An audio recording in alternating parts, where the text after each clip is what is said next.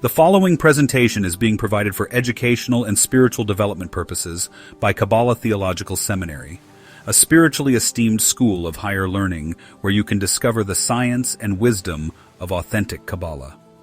We welcome you to Lecture 1 in the class 7 Steps to Spiritual Attainment in Kabbalah. In this session, we will explore the purpose of creation and the true nature of the soul, revealing how your life is part of a divinely orchestrated process of spiritual ascent. Rooted in the teachings of the great Kabbalists, this lecture lays the essential groundwork for understanding your origin, your mission, and your path of return to the infinite.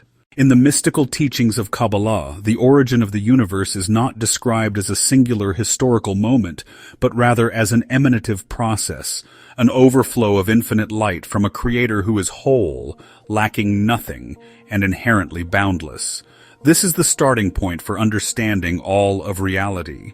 The Creator did not bring the cosmos into existence out of need, but out of an intrinsic desire to bestow goodness, and in order for there to be bestowal, there had to be a recipient. Thus was born the soul, a spiritual vessel designed to receive the pleasure of divine connection. But this reception could not be passive. If the soul were to receive divine goodness in a purely instinctive or automatic way, it would feel shame, a metaphysical discomfort rooted in the awareness of being only a receiver. This bread of shame, as the sages called it, represents the existential problem of any creature that seeks to enjoy the good without earning it. Therefore, the Creator established a process by which the soul could receive in a state of dignity, by becoming like the giver, that is, by transforming its will to receive into a will to bestow. The solution to this spiritual paradox was not to destroy desire, but to elevate it.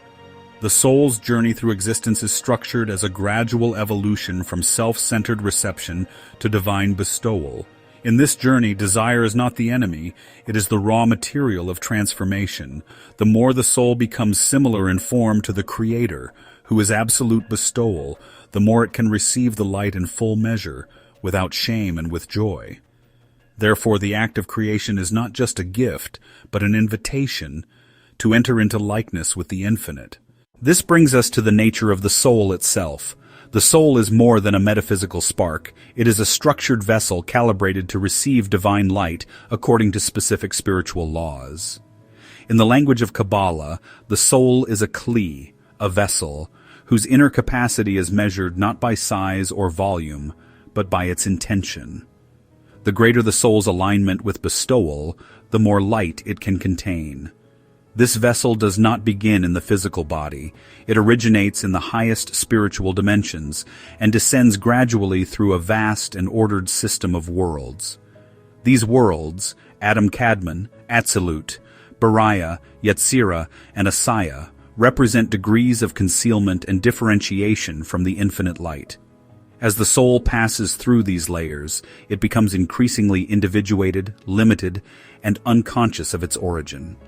By the time the soul arrives in the material world, it is cloaked in forgetfulness, identified almost entirely with the body, and animated by ego.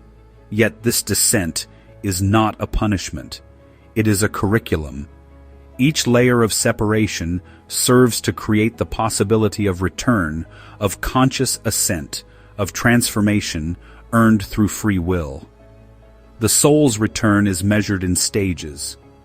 There are 125 spiritual degrees through which the soul ascends, mirroring the descent it took from the infinite. These degrees are not metaphorical. They are ontological rungs in a ladder of consciousness, each requiring refinement of desire, correction of intention, and alignment with the divine. This is not a journey of escape from the world, but of inner elevation within it. The physical realm is the arena where the soul earns its resemblance to the Creator, through effort, surrender, and transformation.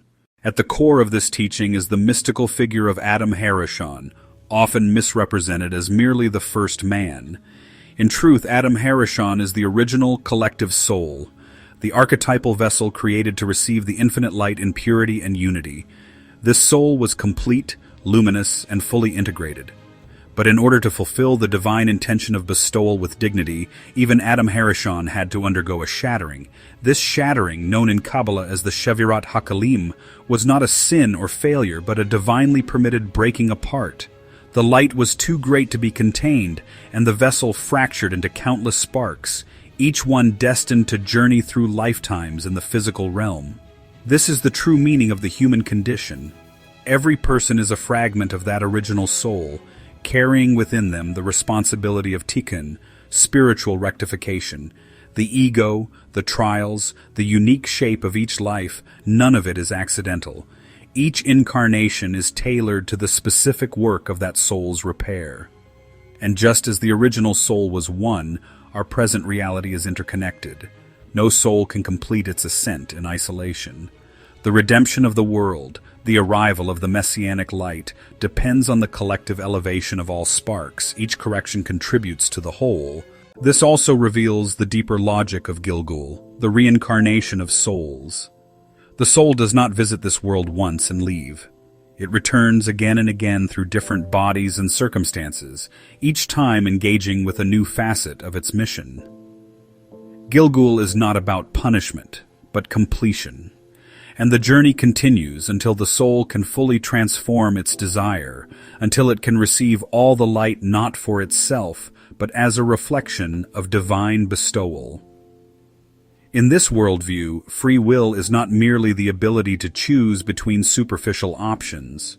It is the sacred capacity to transform the self, to align the will with the divine, to choose bestowal over ego. The soul's power lies in its ability to say no, to the instinct to receive for self alone, and yes to the higher intention of receiving in order to give. That is the point of human dignity. That is the gateway to true devakut, cleaving to the divine. The first 3 chapters of 7 Steps to Spiritual Attainment lay down this entire ontological blueprint.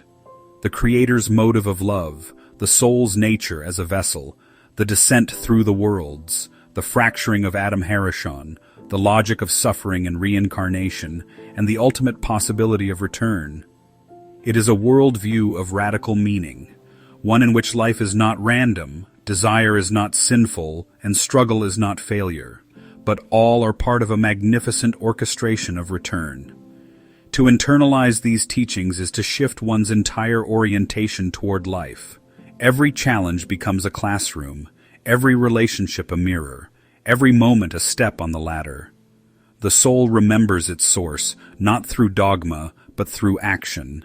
The more it resembles the Creator, the more it draws near. This is the wisdom of Kabbalah.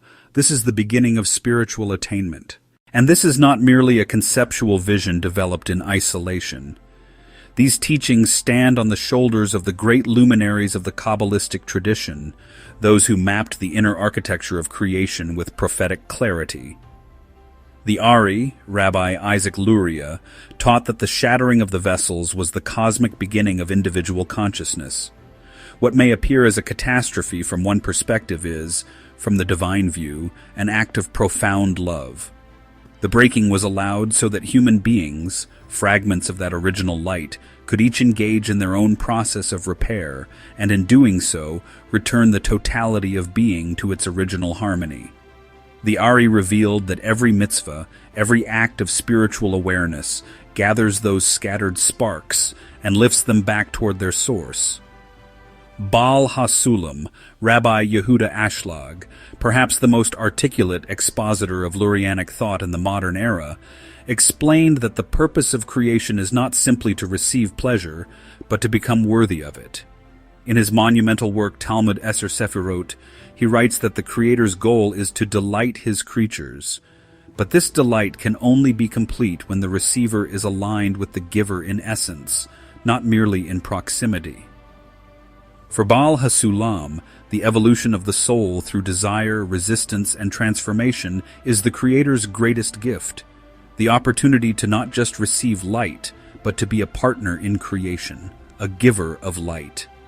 He called this state equivalence of form, Hishtavut Hatzura, a condition in which the soul no longer receives for itself, but receives in order to give, thereby becoming like the Creator in essence. The RAMCHAL, Rabbi Moshe Chaim Luzzatto, whose works bridge the world of halakhic rigor and mystical depth, echoes these themes in his masterpiece Derech Hashem, The Way of God. There he explains that the soul was created with the potential for perfection, but that perfection must be earned. The purpose of man's existence in this world, he writes, is to prepare himself to cleave to God. And this preparation is made possible only through free will. Like a craftsman refining a sculpture, the soul must shape itself through choices, each moment offering the possibility to imitate the divine through bestowal, humility, and wisdom. For the RAMCHAL, even the descent into a physical body is a necessary concealment, allowing the soul to operate in a domain where its intentions can be tested and elevated. These great sages, spanning centuries and continents, speak in one unified voice: that creation is not an accident, and humanity is not a fallen being, but a vessel under construction. The ego, while appearing to obstruct the light, is itself the very material the soul must refine. The will to receive, while the root of separation, is also the engine of ascent. And the fragmentation of the soul is not a final judgment, but a divine opportunity for each spark to know the Creator through its own path of return. In this sense, your life is a thread woven into a divine tapestry. The Ari shows you the root of your soul. Baal HaSulam gives you the map to ascend. And the RAMCHAL gives you the compass of action and responsibility. Their voices and yours are not separate melodies, but parts of a single spiritual symphony, calling the soul home. The 7 steps that guide this course are not innovations, but clarifications, modern articulations of eternal truths that have lived in the depths of Jewish revelation for millennia. To walk this path is to step into a lineage of light. To study these teachings is to become a student of the infinite, and to act upon them, moment by moment, is to awaken the divine likeness within your soul and help repair the world from the inside out. Thank you for watching. To explore these teachings further or to learn more about our online classes in Kabbalah, Jewish theology, and spiritual growth, please visit us at KabbalahSeminary.org.